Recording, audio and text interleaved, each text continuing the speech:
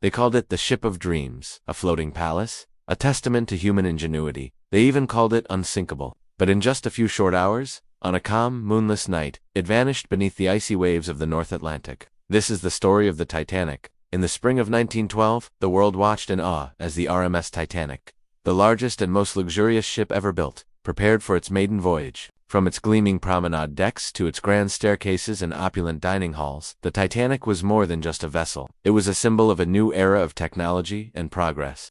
It stood over 269 meters long, a colossus of steel and rivets, promising a new standard in transatlantic travel. For those lucky enough to secure a ticket, it was the journey of a lifetime. When the ship cast off its lines in Southampton, England, on April 10th, the air was filled with excitement and optimism. Thousands gathered at the docks to wave goodbye, their cheers echoing across the water. On board was a microcosm of society itself. In the first-class suites you'd find some of the wealthiest people in the world, industrialists, aristocrats, and celebrities, all enjoying the pinnacle of luxury. Further down, in the second and third-class cabins, were teachers, engineers, and families of immigrants, all chasing the promise of a new life in America. For 4 days, the journey was idyllic. The great ship sliced smoothly through the Atlantic. Passengers strolled the decks, danced in the grand ballroom, and marveled at the sheer scale and beauty of their surroundings. The sea was calm, the sky was clear, and the future seemed bright. But beneath all this glamour and confidence lay a series of fatal flaws, a chain of events that would lead to disaster. The most glaring, there were only enough lifeboats for about half the people on board.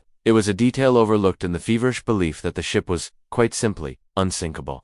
The night of April 14th was bitterly cold. The sea was as still as glass, which ironically made spotting icebergs more difficult, as there were no waves breaking at their base. The Titanic had received multiple ice warnings throughout the day, but these warnings never reached the bridge with the urgency they required. The ship steamed ahead at a high speed, trying to make a grand impression by arriving in New York ahead of schedule. At 11:40 p.m., high up in the crow's nest, lookout Frederick Fleet saw a dark mass looming directly in the ship's path. He rang the warning bell 3 times and telephoned the bridge, shouting the chilling words, "Iceberg, right ahead." The officers on the bridge acted swiftly, ordering the engines reversed and the ship to be turned hard to port. But it was too late. The massive liner was too big and moving too fast. The iceberg grazed along the ship's starboard side, not with a great crash, but with a subtle, grinding shudder. Below the waterline, the impact was catastrophic. The iceberg had punched and buckled the steel plates, opening up 5 of the ship's 16 watertight compartments to the sea. The ship was designed to stay afloat with 4 compartments flooded, but not 5. The unsinkable ship was, in fact, sinking. At first, there was no widespread panic. Many passengers, awakened by the slight jolt, had no idea of the mortal danger they were in. Some even went up on deck and played with the chunks of ice that had fallen from the berg. The crew, trying to prevent chaos, assured everyone that it was just a minor incident, a precaution. The ship's band was famously instructed to play cheerful music on deck to keep spirits up. But as the bow began to dip noticeably into the water and the ship developed a distinct list, the grim reality began to set in. The order was given to uncover the lifeboats. Then came the heart-wrenching command, women and children first. In the ensuing chaos, families were torn apart. Husbands and fathers said their last goodbyes, watching as their loved ones were lowered into lifeboats, not knowing if they would ever see them again. The evacuation was tragically inefficient.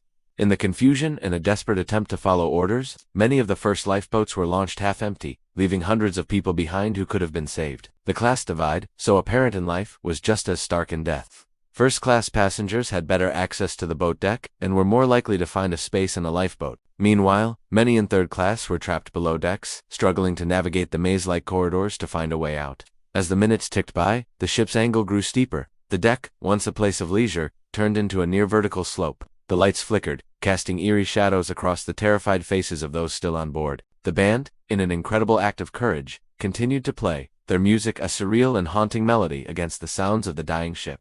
By 2:20 a.m. on April 15th, the immense strain on the ship's structure became too much. With a deafening roar that was heard for miles, the Titanic broke in two between the third and fourth funnels. The stern section rose almost vertically into the air, silhouetted against the star-filled sky, before it too plunged beneath the waves, disappearing into the dark, freezing abyss. In the water, over 1,500 people were left struggling for their lives in the -2 degrees Celsius water. Their cries for help echoed across the silent ocean, a sound that would haunt the survivors in the lifeboats for the rest of their days. But the boats were too far away, and their occupants were too afraid of being swamped to go back. Within minutes, the cries faded, replaced by an eerie silence. Only a handful of people were pulled from the water alive. The unsinkable Titanic, the grandest ship in the world, was gone. The sinking of the Titanic sent shockwaves around the globe. How could a vessel seen as the pinnacle of modern engineering meet such a swift and terrible end? The inquiries that followed revealed a story of hubris, negligence, and a fatal underestimation of the power of nature.